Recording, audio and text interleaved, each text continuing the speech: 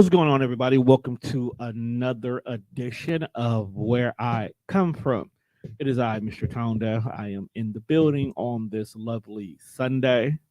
As y'all know, I'm normally just chilling on a day like this. Probably had a couple of shows to produce, but I chose not to today because I am actually joined by a very, very special guest who I purposefully squeezed her in today because she got some amazing information to talk about today in regards to both the organization that she's part of, her career, as well as a very big event coming up that until I spoke to her, I did not know about that. So I definitely now want to not only know more about this event, but more importantly, I want you people to know more about this event because it's a very, very dope idea.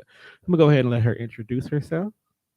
Hello, I am Aichelle White. I am a musician turned music business professional. I am the proud owner of MuSample, a content and consultancy based platform to ensure that music artists get a financial return on their musical investments. Go ahead and clap that up because that is something I think us as African Americans, more importantly, have always had a difficulty when it came to our crafts. Yeah. A lot of times we tend to do it out of love and don't understand that we gotta get paid for this sometimes. We gotta get paid for this a lot of times. It has Um, Even though I'm not an actual artist, but starting a business like this and whatnot, one of the biggest things that I used to always have issues with was how much do I charge? Or am I supposed to charge? Am I good enough to even ask people to pay me to do something when at the end of the day, I got people telling me I'm not charging enough?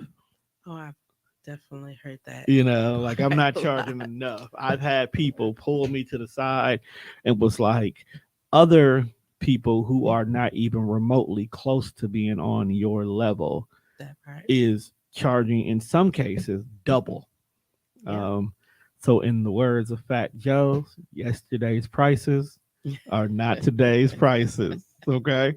So let me ask you this: what first made you get into music? Period. Let's start there. Okay. I grew up in a musically inclined family. Like Okay. everybody in my family, some way, shape, form, or fashion does music. My uncle, who is the late great Dr. Reverend James White, was a city councilman here, but Yeah, that's I'm very familiar with he that name. he was a hip hop artist or a positive hip hop artist. I don't know how you want to say it, but and A so conscious rapper. there we go. Like you got to There say we it go. A right. conscious Right. rapper.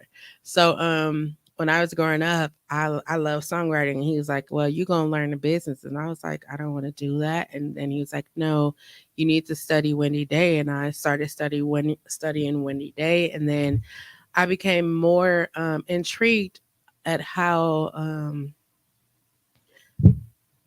African American artists were like some of the most popular music artists, but they were dying broke or Yes. they didn't have money when it came time for their funeral expenses or things like that. And that always intrigued me. And so then I just started following the money. So I grew up musically in a family that music was always there. So that was just something I picked up naturally. And then on the business side, just wondering where the money resides.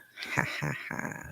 It's funny that you bring that up because a lot of times we as people we hear the story of older artists with very popular singles and tracks, like you said, dying penniless. Yeah. Um, and I guess because our generation or the generations from the 90s on up to now, we didn't look at that could happen to us kind Yeah. of a scenario. We always thought that, well, times were different back then.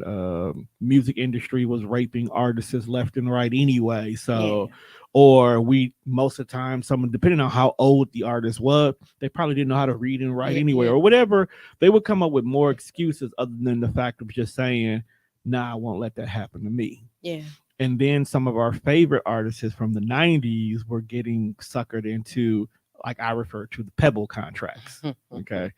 And it was funny because a lot of people didn't realize how much the industry screws you over. For those who don't know what a Pebble contract was, is you sign a 3 album deal to a record label. By your 3rd album, you either A, had to bring in new artists under you to create a new publishing thing, which then the original company still takes a large portion of that, but you are no longer required to have to make albums because now you're profiting off of the other people that you brought in. So it was, to me, the very first pyramid scheme that people didn't realize they were a part of. And this became the norm in the music industry. A lot of people sat back and allowed this to happen. They just thought it was normal.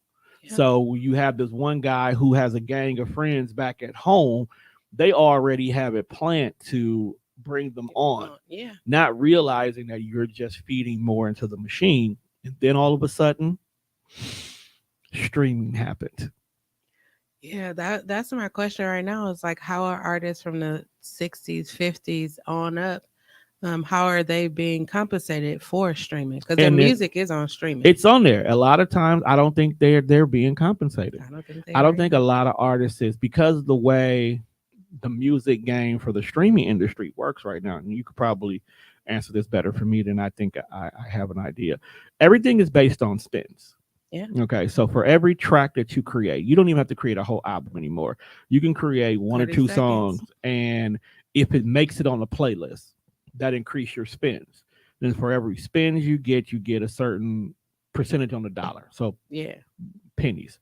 Let's just say 10 cents. That's probably like being generous, to be honest with you. That's probably being generous, but you get 10 cents. So if you get a million spins because your song has been circulating through a bunch of playlists, you're not getting as much as you thought you were getting. You're not getting $1 million. Right. You're maybe getting 100,000 at the most. But for some people, somewhere up in there. Yeah, somewhere up in there. But for more people, you made one song and you made 100,000. You don't think twice about that. Yeah. You know, you're putting out another song and another song and another song, but you have no protection on that song.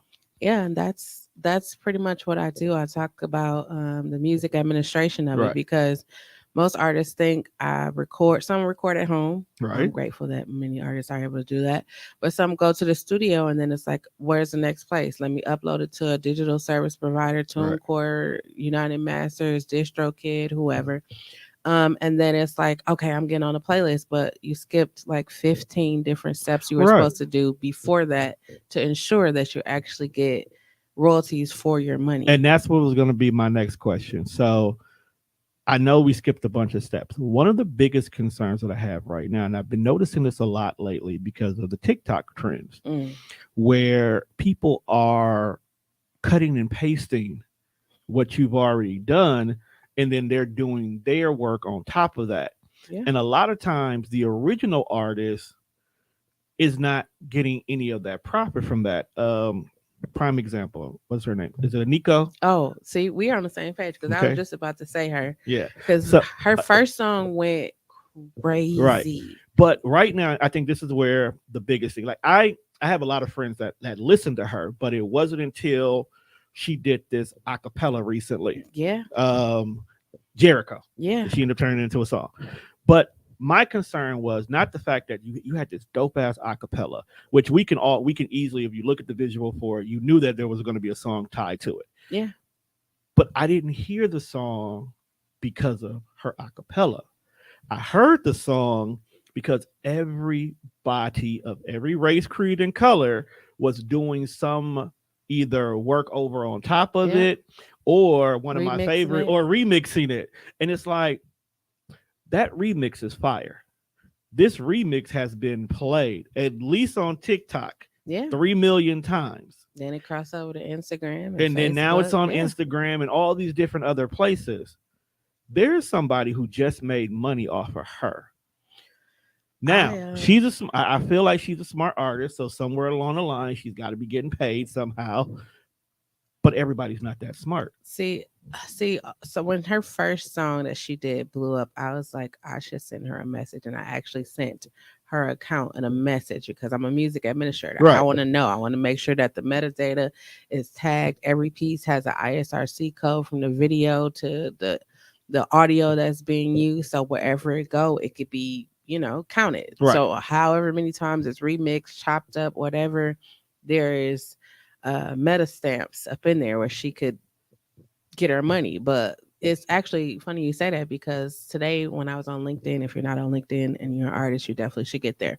There was conversation about that, about her being able to like upload it and then everybody else remixing. Like Right. that's Because that's like the but new thing now. that's where I say to like music artists, like you want to make sure that your stuff is registered, you have all of the metadata, everything embedded because it all it takes is 30 seconds and your song could like shoot to the moon and Okay. the And I'm stars. glad you're bringing in something that I want to go back to.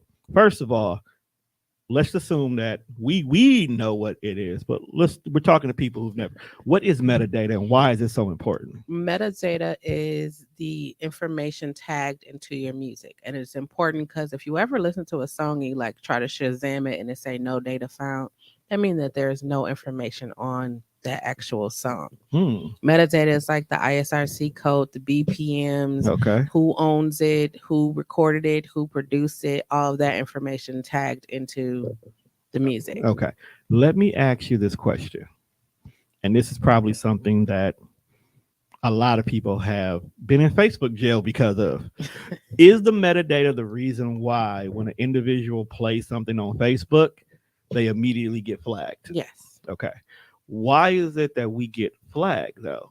Because there are like licenses and agreements that Facebook have to adhere to when music is being played on their platform. Okay. So, if you're an artist or whoever you are, do not put I do not own the rights to this And music. that's where I was getting Because ready to you get at. are admitting to the fact that you know that you don't own the rights to the music, but you're still using it. You're telling on yourself, you're snitching. But how are we supposed to enjoy great music and we want to share it to the world though? Outside of platforms like Facebook and Instagram. But that is the staple in today's I- society. and you would think that Facebook and Instagram, or Facebook because they own Instagram, would like create relationships with these companies, labels and things how like are that. you? This is here. I want you to figure this. I want you to answer this for me. How is your company called Meta, but you don't have a partnership with the metadata itself? You 'Cause see, this that's is what I'm talking about here. yeah, that's you would think that Right. that's something you would do. Right. And the reason why I bring this up is because early in regards to me really getting into the videography side of things with podcasting. And I'm going to talk about that in a minute too. Anytime we would play the intro, so the same intro countdown, just the countdown, okay, it would get flagged on Facebook. Yeah. And then I would constantly get this, is it UMG group or something along the line that always be like, they own the right to this. They own the right to this. First of all, who the hell is UMG? And how do y'all own the rights to everything? Universal Music Group. There, it depends on who created the order. Sometimes like artists use like things like Splice or these royalty free platforms. Right. I'm So notorious for that. I won't they lie. and then like the major label artists or the producers for the major label use those Right. same platforms. So then, some of those same instruments you chose are often being chosen by them. And then, it's always like we were here first. And so you like I'm gonna be real, like I do meditations, right? I compose them all, not Right. using any samples or anything. But every time I get hit by Sony and Warner Brothers. Yeah, I was gonna say Sony be out here. But let me tell you, I know how to do it, right? We'll have that conversation off air. I'll tell you how to get around it Okay. because they're bigger. So people Right. be like, "Oh, let me just take it down." No. Yeah, I'm not because they taking nothing down. Sony be coming for me on YouTube, Yeah, and I they- dispute it every time, Yeah, and then they come back for me. off. They come for me, and then I hit them back, and because they so used to people like Oh, okay. Let Right. me just no. It's a no over No, here. I We're tell not them, doing I'm that. like, nah, fam, this is me. I had it Yeah, first. Let me give you the stamp date here. And yeah. then they That's just like, why metadata is important because okay. you have all of that information, so you So, can. so let me ask you this question: should podcasts have metadata? Yes. And here's the reason why I ask: because a lot of times it's just mostly opinions, conversations, and I don't see people really be like, "Oh, well, I own the right to a conversation that clearly came out your mouth." You ever see you on TikTok and I Instagram, got to be right? everywhere. I'm a business baby. Okay. That's what I be saying. Music artists should be everywhere. Anyways, so you see like people chop up other people's videos and then put like their watermarks or whatever on top of the other people's videos I've seen. and then post it on their page. Right. That's why everything should be timestamp, meta stamped, Okay. all of those things. I got you. So basically, what you're saying is, if somebody clipped this conversation into their song, I need to get paid. Yeah, we Okay, definitely I got you. of course. I got you. Run me my What are some money. of the biggest barriers that you've seen artists came across trying to kind of get their music license in this particular situation? I think the biggest barrier is education. Okay. And I say that because a lot of music artists are thinking in the traditional way, but with the advancements in technology and everybody has a phone or watch or tablet or everything in their hand, like they're not utilizing those things. Like I was just literally saying to someone else, like you remember back in the days where people had to go to radio stations and pull up on radio You shops had to and pull up stuff on DJs to and get your yeah and, spins. and do all of that, where right now like even with playlisting everyone's like, oh, let me, like artists are really paying like hundreds of dollars to be on a playlist for a week, and I'm like, hey, listen, if you know 5 people and they have Tidal, Apple, Spotify, Right. they make playlists. We all make We playlists for do. what we do. If you can get 10 people to put you on a playlist that they're going to play regularly, that's better than having yourself on spending hundreds of dollars for a playlist on a week that you're going to be number 80 on the True. playlist. Who's going to listen? Like, come on. Yeah, I agree with that. Literally, because most playlists are curated by regular people. Yeah. So just simply having someone on your Facebook say, "Hey, check this song out, add it to your favorite Yeah. playlist." You work out. This song should definitely be on a Right. workout Hey, playlist.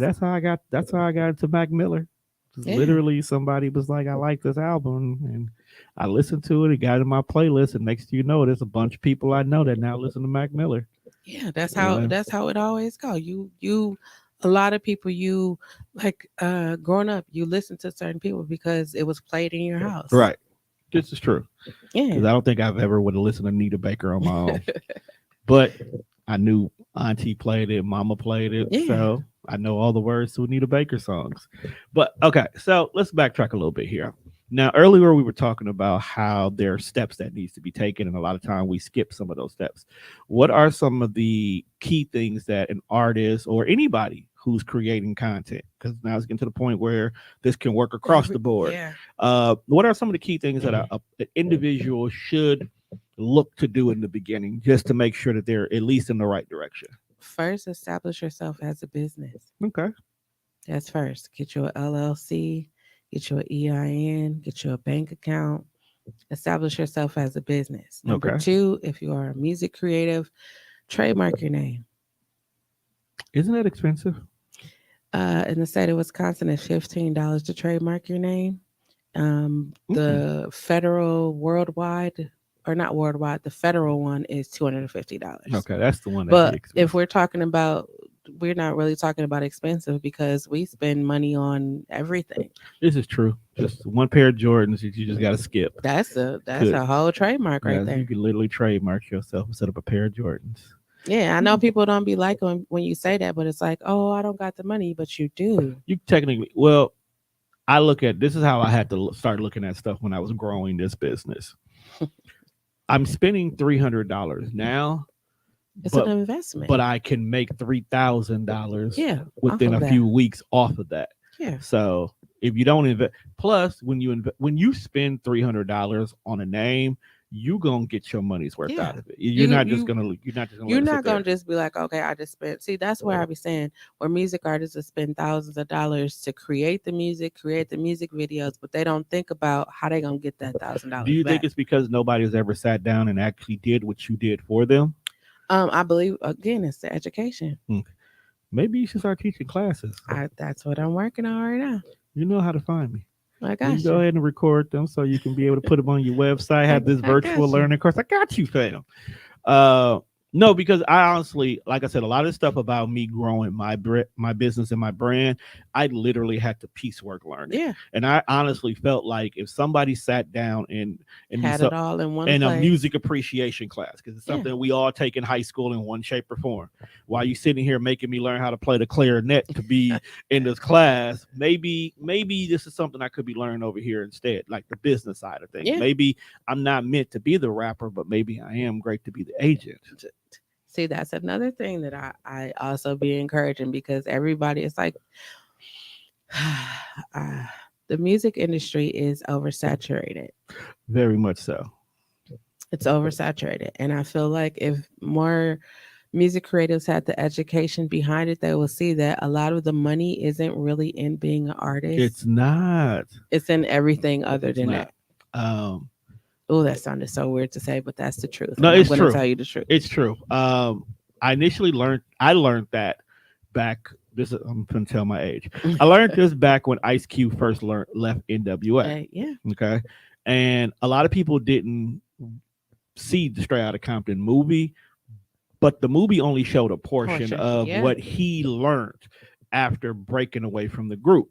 When he was working with Public Enemy, and Public Enemy is a whole conglomerate, and they Yeah. all handled Collective. everything on their own. When he started working with them, he started learning that there was more things that he could do. Yeah. That doesn't necessarily mean that he's supposed to be up front, because people tend to forget Ice Cube was also one of the main writers Yeah. for NWA. So there was a whole nother aspect of the business that Business. he lost out on. So that's the main reason why he was always so adamant about his money. It wasn't the fact that Jerry Heller was cheating out of him of his money up front. Jerry Heller was back end. pocketing money that he could have been getting Yeah. as a secondary source, which would have been a lot of back end stuff. Yep. And then now that I've been watching the Wu-Tang saga, and I grew, of course, majority of us grew up on Wu-Tang. I have a better appreciation for Divine's Nice. character, Yeah. because Divine would be basically what you were, Yeah. where he eventually was the person who managed and handled all the money, the business, making sure the artists was where they were, making sure things was legal. And there was one particular episode in this last season. See, I ain't get that far yet. Okay, I'm not telling nothing because you got to Okay. watch it to really get it. But it was Old Dirty had already got his contract and everything, and he now was getting ready to do the song with Mariah. Right. Okay. Okay. Dirty ended up getting someone to be his manager. Okay. Then you had Capadonna, who just recently got signed. Ghostface has a phenomenal deal on the table for his first album. And then Raekwon is being Raekwon. Raekwon is, I didn't realize how much of a jerk he was until you really watched the whole show. And bro was problems. But Divine is, and he also has the record label in his ear about Jizza getting his album done. So he's sitting here trying to manage about 4 to 5 different personalities. Oh, and Deck. He still had Deck trying to get his situation.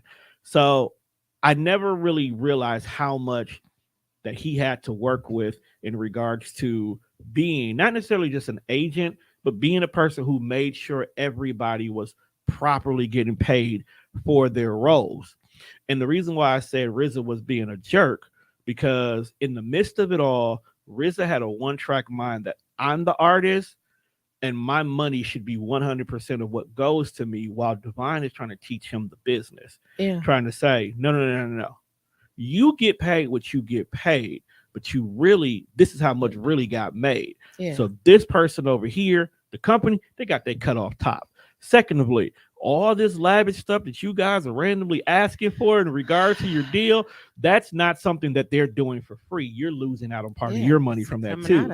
Number three, if we advance you $1 million for a music videos, if you don't return that million, we're gonna take it on the back end. We're gonna take it off of here. We're gonna take it off of it. Was so many different places where money was being pulled from.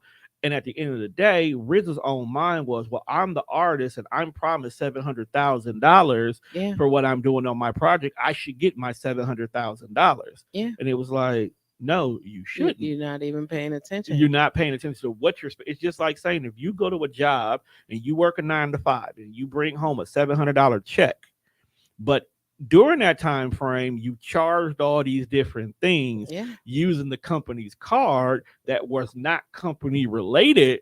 Well, of course they're gonna take that money out your $700. So now you got a $250 check because you bought a pair of shoes for $500. You went on these business deals, but you didn't get nothing out the deal. Nice limo. You wined and dined this client, and the client said no. The company's not gonna eat that, fam. Yeah, you got to take that. That's what. When I was watching, I would watch documentaries. I would read. When I tell you, I would go down the rabbit hole. Like, I don't understand. And then Cadillac Records came out, and I was like, it makes so much sense. Cadillac Records is a very underappreciated movie. That movie taught me so much, and I just started really following the money. Right. And then I was just like, you know what? That's so strange how many of the people who make the decisions on music don't even play an instrument or not even familiar with music. So they wouldn't even know, like, they don't know. They just know, like, if you need a new house or you need a big chain, we're going to deduct that from what you got up over here. Here you go. And that is why a lot of people don't understand so many record labels were so quick to jump and sign rappers. Yeah. Because one, it was a whole demographic that was untapped. So it was basically free money in their pockets. Yeah. But at the same time, a lot of the artists were so englamored with trying to live the lifestyle that they rapped about that they didn't realize you're really just eating your money up before you even get an opportunity to see it. And they were never taught that. And that's why record labels got over. So that's why now with a complete shift, Master P I thank you for this. You basically make independent artists is the way to go.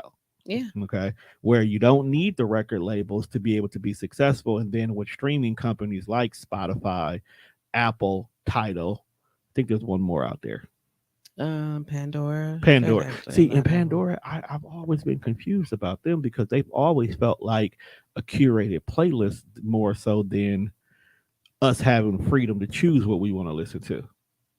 Yeah. So I always felt like Pandora to me was the first evolution of radio because we played what the company told us to play, not what you listen to the most. Yeah. But that's not where I was going with that. I'm a talker. You let me talk. It's. I completely understand what you're saying. Here's my question. As an independent artist, and let's just say I want to start getting out there and I want to get my music out there, and I got all these different streaming platforms. Why would I want to choose one platform over the other? And as a new independent artist, which platform do you feel like is the best one to start with? First question. I feel like all platforms are monetized. I think it's important for you to just hop on there and see which one works best for you. Okay. Because the reason why I bring up both questions, because I remember when the birth of Tidal was coming about. Mm-hmm. I was working for Samsung, so Samsung had a partnership with Tidal. Because I think that's how we got Jay-Z's album free. Like if you bought a Samsung, you got it free and you got Tidal for a year. But one of the biggest things that was always being pushed about it was Tidal was supposed to be better for the artists. Yeah, because it was run by Jay-Z and they were paying artists more for having their music on a platform, allegedly. So is that a thing that as a new artist I should really be concerned about? Like, do I want to make my music exclusive to Apple because everybody in America owns iPhones? Or should I go to Spotify where it's a one-stop shop for all of your listening needs, whether it's Audible books or podcast or music? Or should I go to someplace like a Tidal who says that, hey, we pay our artists more? I would say if you are a music artist, I would say uh, get you a website on your name in the domain space. Get you a website and put your music on your website. Is that still being profitable though? I mean, what do you mean? Is it Okay, profitable? here's my thing. We live in a day where this mini computer we keep in our hand is how we access everything, right? So more people would download the app before they ever think about pulling up a website. No, but that's what I'm saying. You could get a you can get a you could create an app if you want to. What I'm saying is you're gonna spend $50. Some platforms, digital service providers, United Masters, whatever, charge that $50. You can release as much music as you want, right? So Hmm. now you're putting up 12 songs, right? Okay. They're streaming on multiple, Apple, Tidal, whatever. You're only going to get like some pennies and nickels for that song. Where if you Okay. have your own website and you have your music there and people can buy it and download it directly from you, which one are you going to get more money from? So would you say Bandcamp is a good place to start for some people? I would say that. Okay, because I know that there's a lot of artists that I personally know that are considered underground or independent, and whenever they announce that they have a new album, the first link they always put out is a Bandcamp link. Yeah. So, because I know like one of my favorite artists is out of North Carolina, Tab One. I found him when I was in high school, well, not high school, college, and I've always followed. So, anytime there's a project that him or Cooley High or anybody in the camp drops, I'm immediately going to Bandcamp and I opt to buy it there, even though I know if I wait 2 weeks or something, it'll be on the streaming. Yeah. Uh, because it's like $10. So with Bandcamp, does the artist get all of that? Yeah, you get the largest majority of it. Of course, there's like administrative Of course, fees, but that's you get the largest majority hell, of it. hell, Cash App takes money from you for Yeah. using it, so everybody's gonna get their money somehow. Yeah. But I mean, I would rather. So that's why, like, to answer your second question, I would say, release a song. Take a song that you got, and be heavily on all of these platforms because they are all monetized. Right. It's another form of you making money as a creative. So you don't just have to do music on your platform. You could say, hey, I'm about to write to this track and put the track up there, but make Okay. sure it's the metadata and all of that stuff is there, and then invite people in. Okay. Like right now, we're sitting here talking, and people are, going to be watching. It's like invite them in, make them feel like they're a part of the process. And then Okay. when it's like, oh, I'm about to drop this song, then go over here and buy it. Of course, they'll go and buy it because now why? I feel like I was a part of the process. You feel special about it. That Yeah. song hits different now Yeah. because you've seen that Yeah, person. I was there when when like you see somebody from the hood or whatever, make it big. You be like, yeah, that's dope because I saw them when they got it out the mud. I remember when they was running around handing out mixtape. Right. All I miss the days of the mixtape. Niggas just catch you in Walmart with they, hey man, you want to Sitting buy my outside the gas station. right Hey, now? Like I you had know no what? problem giving you $3 for that CD. I went to Pick a Save over here, right? Okay. And the young man handed me a mixtape, and I was like, can I ask you why you just handed me this mixtape? And I got a phone in my hand. And he was like, because I'm trying to be something different. I said, you know what? Let me give you a little insight. It'll be different if you went on like Twitch or YouTube or even TikTok Live or somewhere like that and was like, hey, let me introduce y'all to this tracks I'm working on. And then you say, hey, go check out my website over here. And then you could buy it. Or tell me that you saw it on Twitch and then I'll give it to you for free. Just give me your email. Build your email list. Yeah, you know what's funny? And you said a name. You didn't say a name on purpose, but it made me think. You ever heard of Track Sanders? I have. Okay. One of the things about Track that I respect and I love about him is that's exactly what he does. I have sat down on my Facebook Live on numerous occasions and watched him build whole projects with people. I literally bought Alicia Nicole's whole last project she did because I watched it be built. You see what I'm saying? And I was like, and not even thinking twice until you said that. It was like, damn.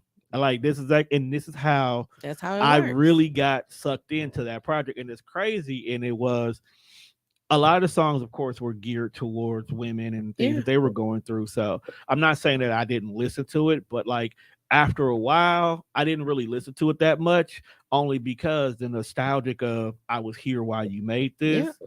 kind of wore off. But then I sat there, I was like, do you know how many people probably could have bought anybody's music simply because you did this?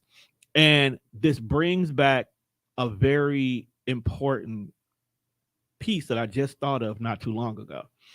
So Chloe Bailey Mm-hmm. recently just released her project, right? And the biggest conversation that was spreading about it was her numbers didn't do as good as people thought it should do. Right. Okay. I don't think she was complaining about the Yeah, I numbers don't think she because can. if you go back and you listen to it, it was more of an EP than anything. It was like only Yeah. 30 minutes when you factor everything in. And the biggest thing was because Beyonce didn't, stamp it and whatnot. But then I have to remember a lot of us really didn't even care about Chloe being solo until she would pop on Instagram or Twitter and do little 30-second, Second, one yeah. minute covers of people's songs. Yeah, remixes. And then we are now clamoring and screaming for a Chloe album. Yeah. And my thing was like, dang, what if she actually sat down and did 30 seconds of each one of these songs as the build up to the album? Would her numbers have been different? That could be. Because Or when the fact that she's living her life right and now. I'm not mad at that because you out here doing movies and But think about it, right? Has she not been doing those 30 seconds or remixes on all of those different platforms where we saw her a lot? right. Will we even care that she has an album? We probably wouldn't have. Matter of fact, because that started the buzz No. of, did they break up? Is she going solo? Yeah. And I was like, nah, she probably bored because her sister's doing a movie over Yeah. here. Yeah. So she's doing that. Let me figure out Let me something to do something to keep And she myself did the busy. perfect thing that I'll be trying to get other music creatives to do. It's like be active on your social media. Yeah, You know how many artists tell me, I don't want to do, I don't want to do those dances. I was like, I don't do dances on my TikTok or you don't have to anything. do the I dances to do be what I do active. every day. I stream on YouTube, and people's like, "What do you do?" Well, I work out. I do meditations. I do puzzles. I make beats. I do everything I would naturally do on a daily basis. It's all about building a connection. If you think about your favorite artist and why do you like them, it's not just because they pretty or they handsome. Now, some people, but I it's don't know. something There's about some good looking. it's it's something about them that you identify with. That's what makes you like them. Right, of course, of course. So, speaking of artists, you have an event coming up. I do. Let's talk more about this event. So, first of Okay. all, what is it? It's the MKE Live Groove Edition. So, as a music administrator, I hear music artists all the time talk about they don't have the same opportunities as other artists Okay. when it comes to like Brady Street, Center Street, Summerfest, State Fair, Locust Street, all of these different festivals. And so I thought to myself, like, I know that most music artists don't envision what their music will sound like live with a band. Because how many artists are you seeing perform with a band? You don't see You don't a see lot of that. hip hop artists perform Nah, with bands. definitely. And not just hip hop artists, pop artists. You don't see a lot of people perform with bands.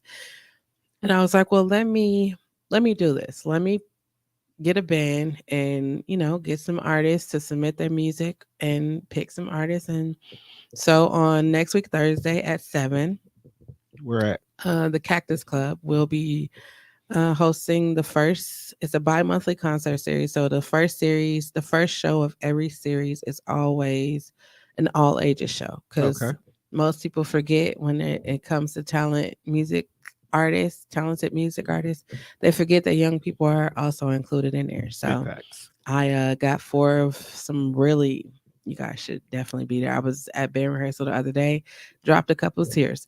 But you guys should really come because I have 4 amazing young people. I have a spoken word artist who's young also. So each show will have a spoken word opener and then 4, maybe 5 artists Okay. performing with a live band. With a live A band. live band. There's no we gonna plug my USB in. No, it's a live band. You gonna have to feel it. I don't know if you ever been to a concert and it's a different It's a feeling. huge difference when the live. It's a different feeling. We talked about this earlier, but I'm gonna go a little bit more in depth. I was not a huge Mac Miller fan until I seen his tiny desk. Yeah. And the 3 because he picked four. He actually had four songs, but two of the three other songs outside the intro song, I fell in love with to the point where it is literally part of my everyday routine because the fact to hear the band and Thundercat live Yeah, made that song it hit changes the dynamic of so of the different. music. So different. There was a movie. I cannot remember the name of the movie. It was probably garbage. It probably should have been on Tubi, but because it was so old, it was a movie that had Pras from the Fugees in it. And he was an aspiring artist, and him and his dad was estranged, of course, but his dad was a musician. You know, the typical musician dad ran off and Hmm. chased his career, left the family, one of those situations. And he was working on his album, but he was heavy into the synthesizers and the beat machines and stuff like that. And while working on it, his dad says, "Is that a keyboard or is that a piano?" And he's like, "It's a keyboard." It's like, I can tell. No one's going to like the song because they can't feel the song. So one day his dad told him, meet me at, it was some symposium or some place like that. And his dad was just sitting there in this big open space Now I with a want to watch this huge movie. baby grand piano.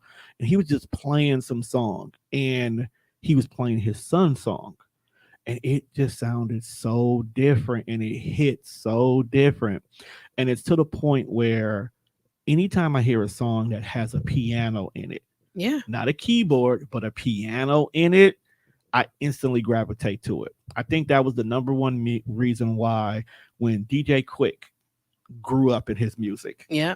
and he switched over, Rhythmalism was the very first album where it's still G Funk, but it feels like you really have the band in there. And I Yeah. noticed a huge difference in his sound. I was a huge fan of his next three albums. I tell people like some of the greatest music that has ever been created always has horns, synths, Yes. organ, percussion, and strings. Yeah. If you think about all the classic songs that you will play to this very day, they have those instruments in Anytime you gotta let the drummer get some, it's a fire. It's a it. fire album. It's a fire Every song. time there's a live instrument, say like it's not like popular because Right. all of, like the 808s and stuff is popular, but It's not popular because there's so much work that has to be done, and a yeah, lot of artists don't want to put in the quick work. Like you have, I don't know what it is about the hip hop world right now, but if you can cut out as many people as possible and just be the one person who was successful, that's the route that they want to go. Where they doesn't understand like your first going back to Wu Tang, prime example. RZA did so much work with just damn. You haven't seen season three, and I don't want to give nothing no, away. don't tell me, don't tell me. But we all know that the first album and the second album had a completely different Yeah, feel to it. And one of the biggest things was the way RZA changed up what the sound was. And go finish season three.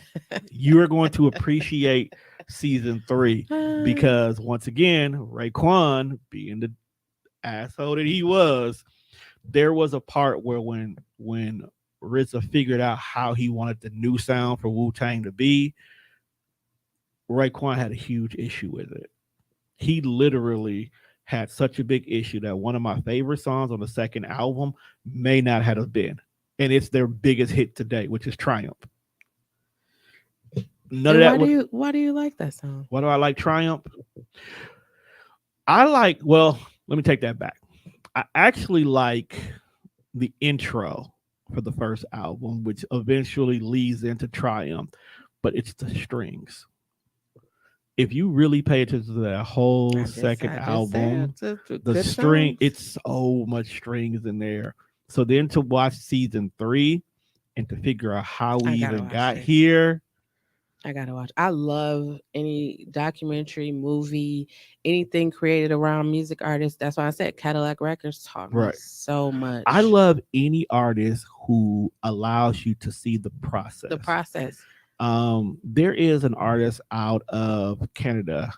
Um, I want to say his name is Classic. It's with a K. The Plastic with a K is from here. No, that's a different Classic there. Oh, I'm What like, is? classic with I a gotta look K for it. from right up You're the right. street. It's like I've seen this somewhere before. Like too many classics, people. But I'm That's trying to why it's remember his important to name. trademark your name because Right. Exactly. I just thought about that because that is such a big like certain things like the word Lady classic. A and Lady A and Lady Antebellum or not Antebellum, Lady A and Lady A. That's a perfect example. But he has this song where he builds the beat in the song. Like he's rapping about everything he's doing, but during the song, he's legitimately building the song. So you're hearing the messed up parts of you hear him trying different snares that are not working. You hear him putting the percussions, the instrumental, him putting the backing tracks on you, and he's rapping everything he's doing while doing it. And then after he does all of it, he doesn't even keep the beat. Like the whole song is the beat, but the final version, he's like, yeah, I'm not gonna use this. And he gives it to one of his new artists, and then literally his new artist sings over it. So while the artist is singing over it, it becomes the chorus. So literally in this song, he's built this whole song about building this song, and to me, it's like one of my favorite songs. No, that's dope. That's what I be. That's why I encourage artists to get See, on now I like gotta find YouTube it. and Twitch, and Kick. It's all these different platforms. They're all monetized, and build. And when you build, you create fans, and when you create fans, you can say, "Hey, I got this merch over here. Go buy it," and they'll buy it because they've been a part of the process. My favorite process person to watch is Cardi B. Why? Because we saw Cardi B when she came in and she didn't look how she look now, but when she came in, she said she gonna be somebody or I'm gonna be somebody, and y'all gonna remember that. And you watch her go from loving hip hop to like the stages, to Grammys, to who she is now. And then she's heavy on her social media. She is. You know what? As much as Cardi B's music is very pussy rap, as I like to refer to it as, she's honestly very scandal free. Which is shocking, isn't it? Like she's honestly very like she doesn't get caught up in scandals or Shocking. You drama. know, when she was talking about all the blood and all that stuff, you would have Hmm. thought like she would have got caught up in some of that. Mm. Shocking, isn't it? She's very like she dropped the Yeah. album, she did her music, and I was gonna go ahead and be a mama over here. I'm gonna pop out on my social media from Right. time to time. I, I'll talk about coronavirus, and I'm gonna mind my business. And I got to give her credit. That's another thing. As an individual who is helping artists get busy, get better, how do you deal with those artists who just can't seem to separate ignorancy from the music? I don't. Okay, why not? Because I enjoy peace and I enjoy light, love, and positivity. And I'm in that space in my life. And if it brings me any kind of, I'm not with it. I will refer you to the next best person swiftly. Classified. That's his name. I wasn't gonna give up until I figured it out. I figured that Like much. I was listening to you the whole time. I was like, I'm gonna find this dude. Classified. I'm gonna have to check this out. It is one of my favorite It's tracks. classified with a K, right? Nope, he spells the same way. The way it's supposed to be spelled. See, now I gotta go look for the album. Is it on Apple Music? Because when I got the album, it was still in EP form. Hitchhiking Music. This one right here. Yep. Is it on Hitchhiking Music? Nope, it's on. It's gonna be on Boycott the Industry. That's funny. Oh, that's called Boycott the Industry. Mm-hmm. Yeah, That's funny. it's not on that one either. Maybe I really do have it only on the E. See, this is what happens when I get to talking music. Because now I'm out here finding old stuff. It's probably on the mixtape, and now I got you looking for a song that's on the mixtape, thinking Oh it's no, on the I'm gonna album. find it because I'm a deep dive. That's what I do. I jump down the rabbit hole. Some people like fall. I jump because I be wanting to see. I be wanting to know. That's like my question. Maybe one of you guys can answer it. Sure. Is I'm 42. I don't have a problem telling my age because I overcome a lot in my life. But I'm 42 years old. How come there has never been a major black record label? You want me to give you my honest opinion? Mm-hmm. When black people find out about how badly they're getting fucked in the music industry, the music game will 110% change. So they gatekeep that. You can have your little independent artists. You can have your own little thing. You can even try to start up your own major label, but we're going to control your distro, Mm-hmm. or we're going to control your publishing, or we're going to control your licensing. We're going to somehow, some way make it be that there is someone of Caucasian descent with a major foot in the door until we sit down and actually open our own distribution. We have our own legal recourse company, and we have artists who do not allow the name to overrule what you could do with this black owned company. We're never going to have a major label. And that's the way it is with black people for everything. We feel like, hey, if I go over here and work with this Jewish guy, he'll give me 50% off the total cost. Mm-hmm. Not realizing that that Jewish guy is only giving you 50% off because number one, that's income he never had before. So charging you 50% is still 100% profit to him because it was zero before he knew Yeah. you. And he now has a foothold in it because now he creates competition with a group of people that he never really had any Yeah. ideas of thinking Yeah. about to begin with, which is why a lot of major rock and roll labels started taking rap artists because that was a lane that they were never in. And it was lucrative. It It's was still very lucrative to still this lucrative to day. this day. As long, me and my friends last night while doing the podcast, we pulled up Def Jam artists because we were just having a conversation about who's the most profitable Def Jam artist, right? And as I look at the label and see the artists that are there are artists I've never heard of before. So then I start thinking, Def Jam is the oldest hip hop Otis, label. classic. Okay, like to the point where some folks would just burn their bridge and take two back-to-back Pebble contracts to just say they were on On Def Def Jam. Jam. Yeah. Okay, that's how major their name was. And I'm sitting here like, I don't know none of y'all. Whose fault is that?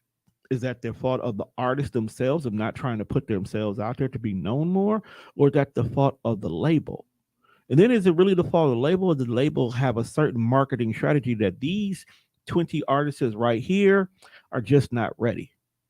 When we live in a world where you as an independent individual could probably get yourself out there more Quicker. and quicker than being on a label, why are we giving labels so much control? Chance the Rapper proved that you don't have to be on a label to even get a Grammy. So the question is why do we even need labels anymore? That's because so I I'm sorry, I didn't mean to get deep no, on you. you're fine. I asked that question because everyone always talks about like Cash Money and Bad Boy and QC and all these other ones, LaFace, all of these other black mid majors, should I say, record labels. But why haven't they all come together and was like, hey, you know what? Let's do this for our people. With the exception of well, let me back that up. Every single record executive individual that was in charge of the creation of every last one of those labels started those labels because they got fucked over by another label. Okay, Okay. with the exception of Master P. Okay, Master P said, I am not going to be broke. And he was going to find one way or another to get out the hood. And he successfully got out the hood three different ways. Okay. Mm-hmm. Every hood nigga dream is to be a successful drug dealer, to be a successful athlete, and to be a successful musician. He did all three. Yeah. Okay. But everybody else all started simply because they got screwed over by the previous company. Okay. LaFace screwed over Diddy, which is how we got Bad Boy. No Limit initially wanted to partner with P, but because P got so big, he couldn't give Slim and Baby the attention that they wanted. So Slim and Baby started their own thing. Aftermath came out the fact of the fuck deal with Ruthless Records. Okay. Everybody got screwed over. So Regardless of how much we're here for the people, we can't trust each other no more. The last person we worked with did us wrong. So we instantly don't want to partner with nobody else. And then two, greed. The music industry has made artists feel the need that they have to always get taken care of first. Therefore, one producer won't be so quick to combine a conglomerate with another producer because somebody is going to get cut out the deal. When too many hands is in the pot at one point in time, somebody's going to have an issue because they didn't get that piece of fish that they wanted. Right. Not saying that there's not a lot of fish in there, but you didn't get the one you wanted. So now you got a problem. I don't like this idea. I don't like working with these many people. I can do bad all by myself. So now they'll rather go take all their people over here and go do their own things. Or one particular label at this moment in time might be very successful while the other ones are a little bit behind. So they was like, well, I'm the big man. I should call the shots.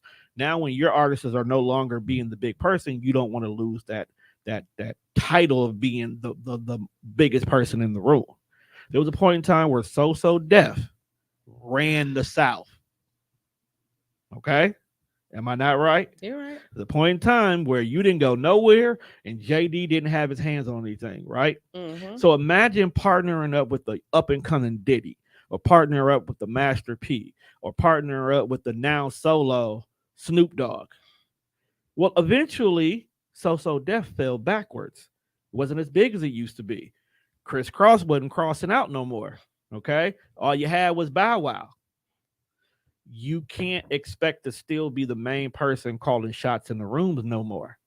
Yeah, but I mean that's why I always like, how come, like, why doesn't it exist? Like, you guys all know what it's like to be in the music industry and get ripped off, but why do you turn around and do the same thing that was done to you to other people? Because you're taught to do that.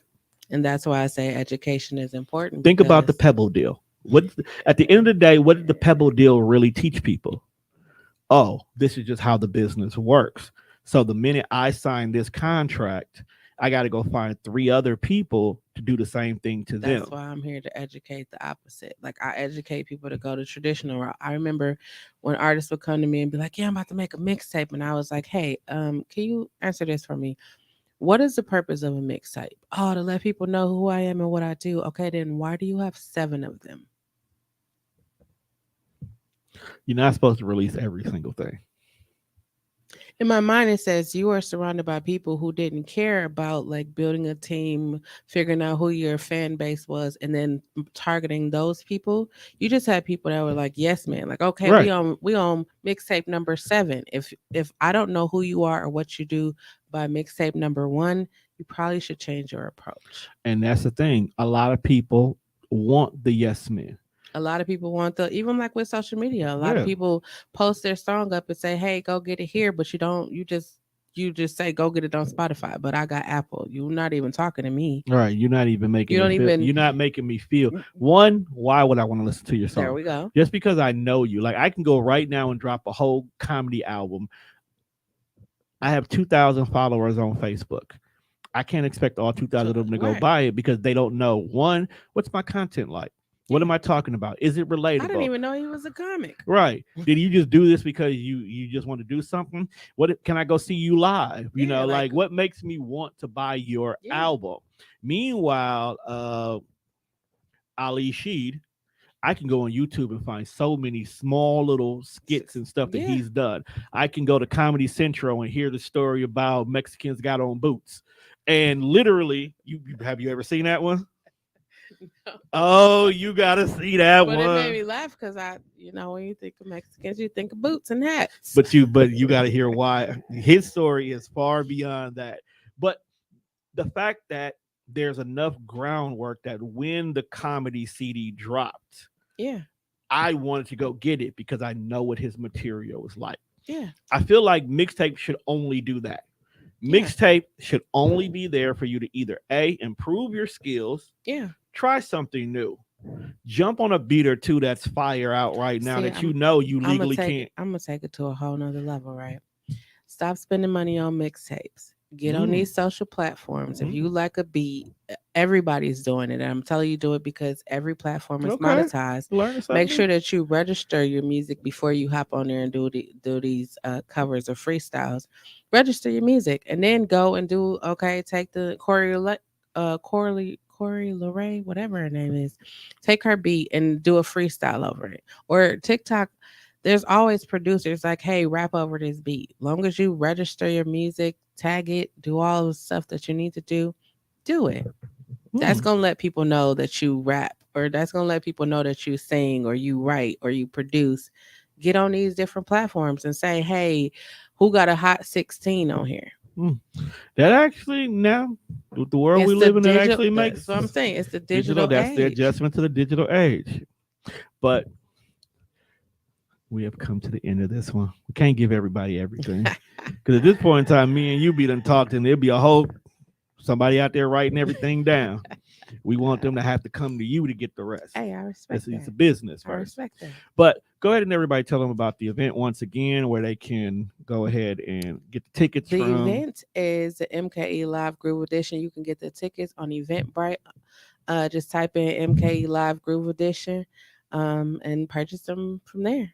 And there are tickets. Their tickets right now is at $15, and they will no longer be $15 on the 27th at 12. That's when they stop being 15, and after that it's 25. Oh, okay. Let me go ahead and order some tickets in a few. And what time does it start? Doors open at 6 and it's Okay. going to start exactly at 7. I know you're looking at my skin color and like, no, it's gonna start about 7:38. No, it's gonna No, start no, no. Hold on exactly now. at 7. Because the funniest thing in the world, somebody posted a thing. It was like, you know, Janet and Luda on tour right now, right? They was like, yeah, Janet and Luda don't play. Show's supposed to start at 7. Janet and Luda on stage 7:01. Yep. So if professionals That's can do it, that's why how can't that's we? how it is. And if you are a music artist that's looking to be a part of the MKE Live Groove Edition, on my profile, on my page, on Aichelle Midwest Hummingbird White on Facebook, I have posted multiple videos and statuses. Tag on any one of that. Tag your social media and your favorite song. Not everybody else's favorite, but your favorite song. Because Okay. what I realize is that people, when you think about your favorite song, it's not what other people It's will not. listen to.